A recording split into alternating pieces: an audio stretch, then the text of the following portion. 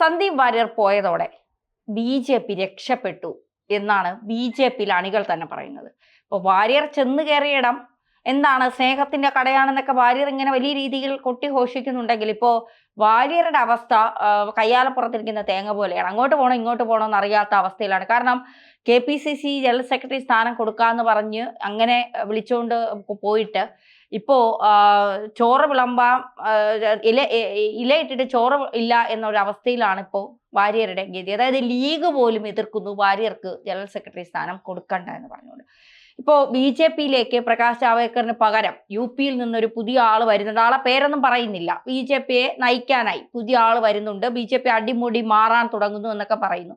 സത്യത്തിൽ സന്ദീപിന്റെ പോക്ക് BJPയിൽ വലിയ രീതിയിലുള്ള കോളിളക്കം സൃഷ്ടിച്ചുവെങ്കിലും BJP ഒന്ന് രക്ഷപ്പെട്ടു അല്ലേ? അല്ല, അങ്ങനെയാണ് പൊതുവെ വർത്തമാനം വരുന്നത്. അതിൻ്റെ പ്രധാനപ്പെട്ട കാരണം ഞാൻ മനസ്സിലാക്കുന്നത്, സന്ദീപ് വാര്യർ BJP വിട്ടപ്പോൾ BJP ഞെട്ടിപ്പോയി ശരിക്കും.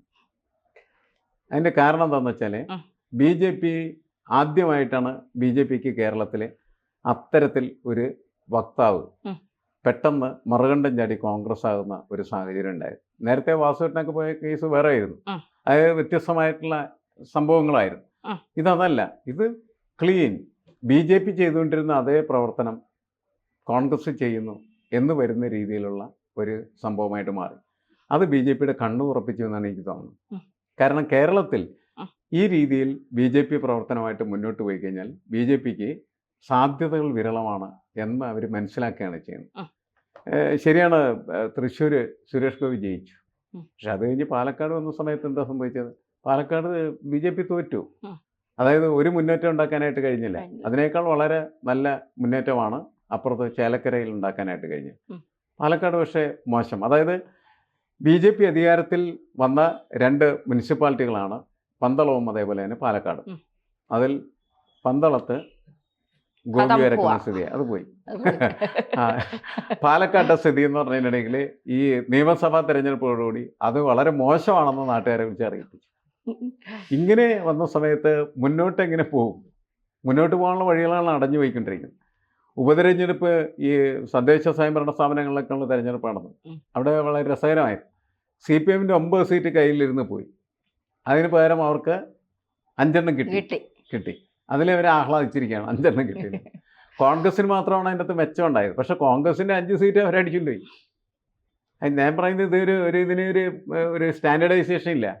അതായത് നമ്മൾ പറയുന്നത് ഒരു ഭരണവിരുദ്ധ വികാരമാണ് എന്ന് ഞാനൊക്കെ എന്നെ വിലയിരുത്തിയതാണ്. കാരണം ഭരണവിരുദ്ധ വികാരം വളരെ കൂടുതലാണ്. വെറുപ്പിൻ്റെ വിളവെടുപ്പാണ് നടക്കുന്നത്. അല്ലാണ്ട് കോൺഗ്രസ് എന്തെങ്കിലും ചെയ്തിട്ടല്ല അവർ ജയിക്കുന്നത്. അതുകൊണ്ടാണ് ഈ 5 സ്ഥലത്ത് അവർ തോറ്റുപോയത്. അതല്ലെങ്കിൽ ഒരു ട്രെൻഡാണെങ്കിൽ അവർ ജയിച്ച സീറ്റുകൾ നിലനിർത്താൻ കഴിയുകയും അത് എതിരാളികളും സീറ്റ് പിടിച്ചെടുക്കാനായിട്ട് കഴിയുകയും ചെയ്യണം. BJPക്ക് അങ്ങനെ സംഭവിച്ചത്, അവരുടെ ഒരെണ്ണം വേറെ ആൾക്കാർ അടിച്ചുകൊണ്ടുപോയി, അവർ വേറെ ആളുടെ അടിച്ചെടുത്തു. അത്രയേ ഉള്ളൂ. വലിയ മാറ്റങ്ങളൊന്നും നമ്മളതുകൊണ്ട് പ്രതീക്ഷിക്കേണ്ടതില്ല. പക്ഷേ CPMന്റെ മുഖ്യമന്ത്രിയുടെ ഉള്ള വെറുപ്പെന്ന് പറഞ്ഞതിനിടയിൽ വളരെ വ്യാപകമാണ്. അതിൻ്റെ വിളവെടുപ്പിനുള്ള സാധ്യത വളരെ കൂടുതലാണ്. കൊച്ചി യൂണിവേഴ്സിറ്റിയിൽ KSC ജയിച്ചു 30 കൊല്ലങ്ങൾക്ക് ശേഷമാണ്. KSC എന്തെങ്കിലും ചെയ്തിട്ടാണ്? അല്ല, KSUവിൻ്റെ വലിയ ഒരു അപ്രവാദിത്വം എന്ന് പറയുന്ന തരത്തിലുള്ള പ്രവർത്തനങ്ങളോ സർഗാത്മകമായിട്ടുള്ള പ്രവർത്തനം കൊണ്ടല്ല കൊച്ചി യൂണിവേഴ്സിറ്റിയിൽ അവർ ജയിച്ചത്. പക്ഷേ SFIയും അതേപോലെ തന്നെ CPMഉം പ്രത്യേകിച്ച് മുഖ്യമന്ത്രിയും കൂടി നാട്ടുകാരെ മുഴുവൻ വെറുപ്പിച്ച് വെച്ചിരിക്കുകയാണ്. ആ വെറുപ്പിൻ്റെ വിളവെടുപ്പ് എന്താണ് KSUവിൻ്റെ വിജയമായിട്ട് മാറിത്തരികയാണ്. ഇത് തന്നെയാണ് കോൺഗ്രസിൻ്റെ വിജയം. അതായത് പോസിറ്റീവ് കൺസ്ട്രക്ഷൻ അല്ല ഇവിടെ എല്ലാ സ്ഥലത്തും നടക്കുന്നത്, നെഗറ്റീവ് ഡിസ്ട്രക്ഷനാണ്. ആ ഡിസ്ട്രക്ഷൻ എന്ന് പറയുന്നത് ഇപ്പോഴാണ് യഥാർത്ഥത്തിൽ BJP തിരിച്ചറിഞ്ഞിരിക്കുന്നത്. സന്ദീപ് വാര്യർ എടുത്ത് ചാടി അപ്പുറത്തേക്ക് പോയ സമയത്ത് മനസ്സിലായി ഈ സൈസ് കക്ഷികളാണ് ഇനിയും ഇതിൻ്റെ കൂടെ നിൽക്കുന്നത്. ഇവരെയും കൊണ്ട് മുന്നോട്ട് പോയി കഴിഞ്ഞാൽ BJPക്ക് മുന്നേറാനൊന്നും കഴിയില്ല. കോൺഗ്രസ് ഇപ്പോൾ CPMനുള്ള വെറുപ്പ് മൂത്ത് കഴിയുമ്പോൾ കോൺഗ്രസ് തന്നെ അധികാരത്തിൽ വരും. കോൺഗ്രസ് അധികാരത്തിൽ വന്നാൽ ഒരു അധികാരത്തിലിരിക്കുന്ന ആ ഗവൺമെൻറ്റിനെതിരെ പ്രവർത്തിക്കാൻ ഇപ്പോൾ കേരളത്തിൽ BJPക്കാൾ മിടുക്കന്മാർ CPMകാർ തന്നെ ആയിരിക്കും. അങ്ങനെ വരുന്ന സമയത്ത് ഇവർ തമ്മിലുള്ള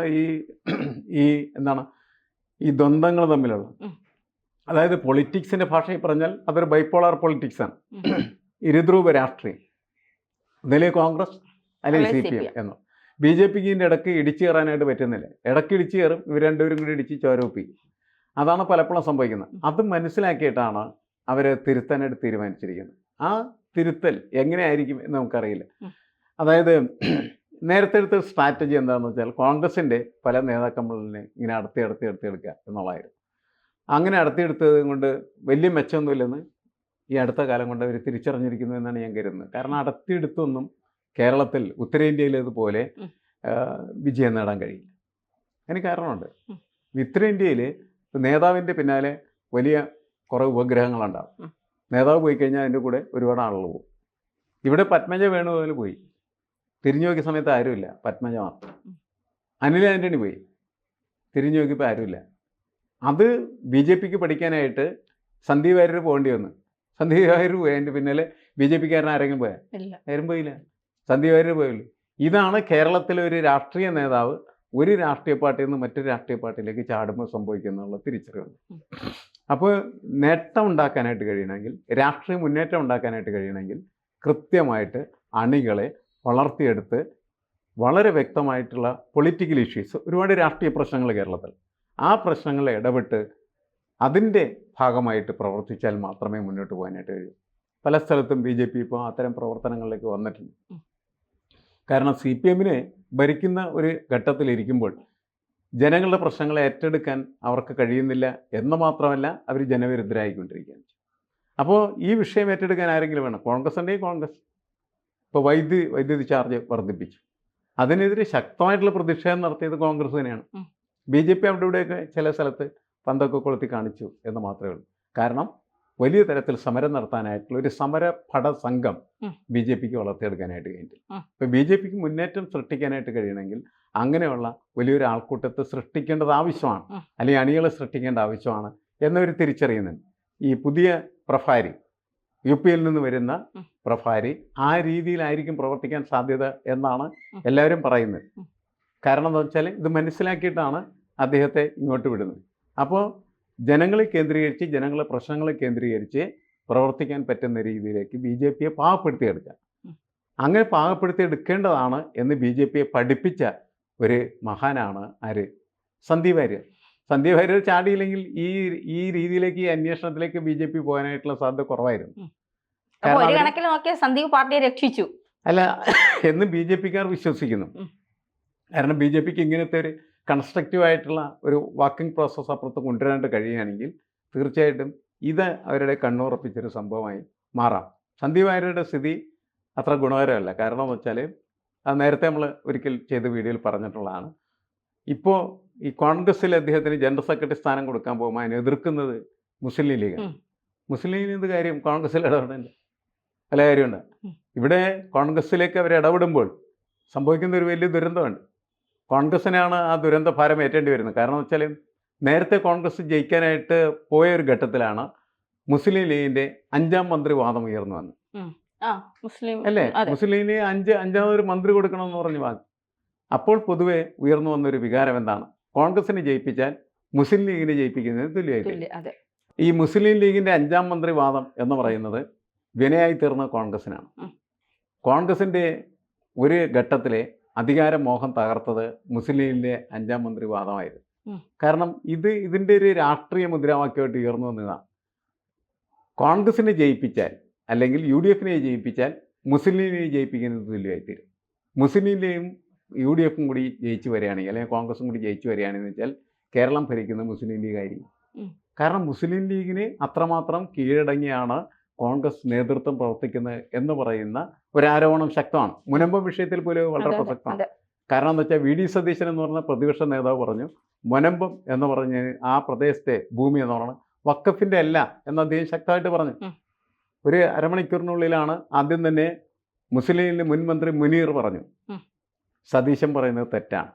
പിന്നെ എന്താണ് മുസ്ലിം ലീഗിൻ്റെ ഒരു തീപ്പൊരി നേതാവ് ഷാജി പറഞ്ഞു സതീശൻ എന്ത് വിവരം ഈ കാര്യം. പിന്നെ പല മുസ്ലിം പണ്ഡിതന്മാരും ഒക്കെ പറഞ്ഞു. അപ്പോൾ കുറെ കഴിഞ്ഞപ്പോൾ പിന്നെ സതീശൻ മിണ്ടാതായി. അപ്പോൾ സതീശനെ, കോൺഗ്രസിനെ മിണ്ടാതാക്കുക എന്ന് പറയുന്നത് മുസ്ലിം ലീഗിൻ്റെ ഒരു ടാക്ടിക്സാണ്, അല്ലെങ്കിൽ സമ്മർദ്ദ തന്ത്രമാണ് എന്ന് തിരിച്ചറിഞ്ഞ് അതിനെതിരെ ഈ വോട്ടേഴ്സ് പ്രതികരിക്കുന്ന രീതി വരും. അപ്പം അതുകൊണ്ട് അധികം ഈ മുസ്ലിം ലീഗ് പറയുന്നത് കേൾക്കാൻ കോൺഗ്രസ് നടക്കുന്നത് നല്ലതല്ല. കോൺഗ്രസ് അത് കേട്ട് നമ്മുടെ സന്ദീപ് വാര്യരെ വഴിയിൽ നിർത്തി വെയിൽ വിളിക്കുകയും മഞ്ഞ് വിളിക്കുകയൊക്കെ ചെയ്തു കഴിഞ്ഞിട്ടുണ്ടെങ്കിൽ അതിൻ്റെ പാവം മുഴുവനും അവസാനം കോൺഗ്രസ് ചുമക്കേണ്ടി വരും കേട്ടോ. അതാണ് സംഭവിക്കാൻ പോകുന്നത്.